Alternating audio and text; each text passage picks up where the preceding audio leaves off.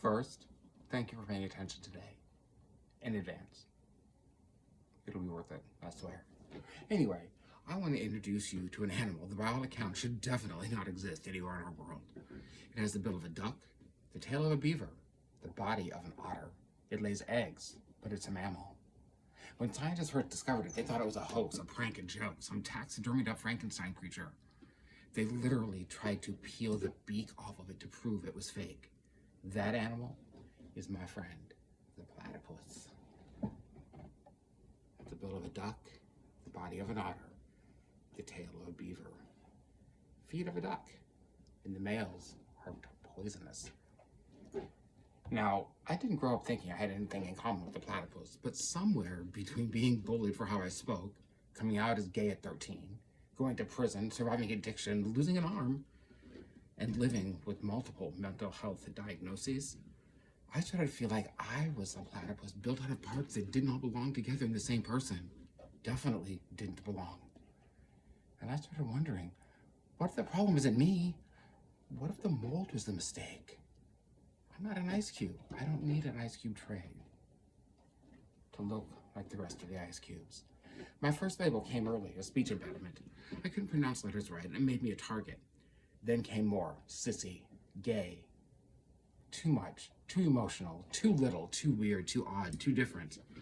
You're an odd one, you know. Later it became addict, somebody suffering from depression, mental freak, disabled, inmate, ex-con. People thought they were describing me. What they were really describing was what they feared about me.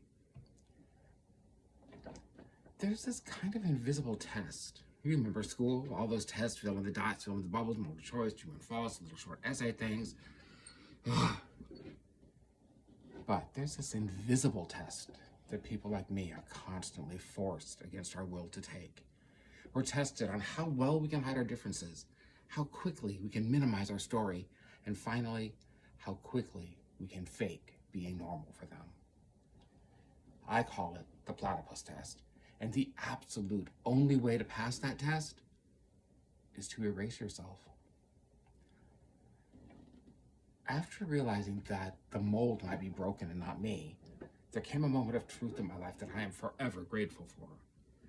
I remember one day a therapist looked at me and said, JT, you've been through hell. And I said, yeah, but Margaret, I still don't fit anywhere, nowhere. Margaret looked me in the face and said, look up here at me, look me in the eye for a change. Maybe you're not supposed to. Maybe you are just supposed to be J. Thomas. I didn't know whether to laugh or cry because I'd spent my whole life trying to earn belonging by hiding what made me me. And here she was, my therapist who I'd seen for a couple of years by this point, suggesting I stop trying to pass for something I was supposed to be. Let me be real with you for just a moment. I already told you I've been locked up, I've been high, I've been homeless, I've been held down by people I didn't know and touched in ways I didn't invite or nor consent to at any level. I've been higher than the clouds are in the sky. And I've survived every version of stigma you can throw at somebody because of those experiences. But not once, not one single time did I ever think I was broken.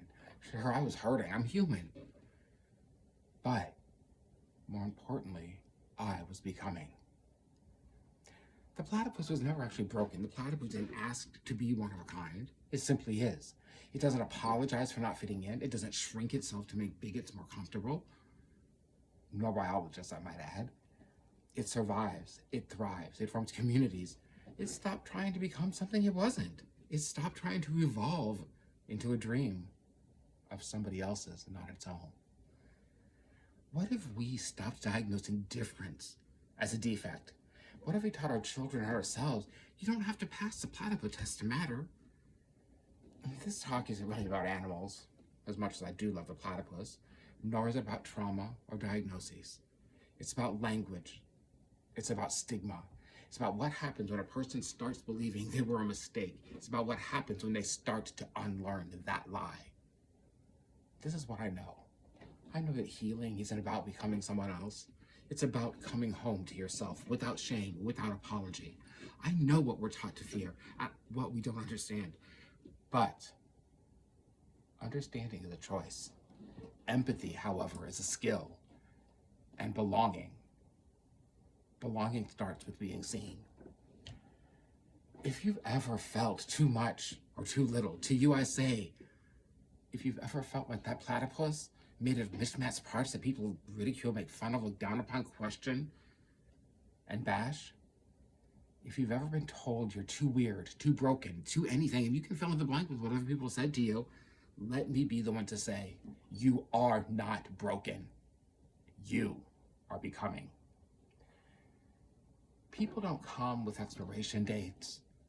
People don't come with the set rules of life. What it is we simply don't fit in a mold. None of us. Maybe you're becoming because lie that you've been told your entire life is what is normal. I want you to think about what is normal. Why can't we simply be? If you aren't today, start becoming.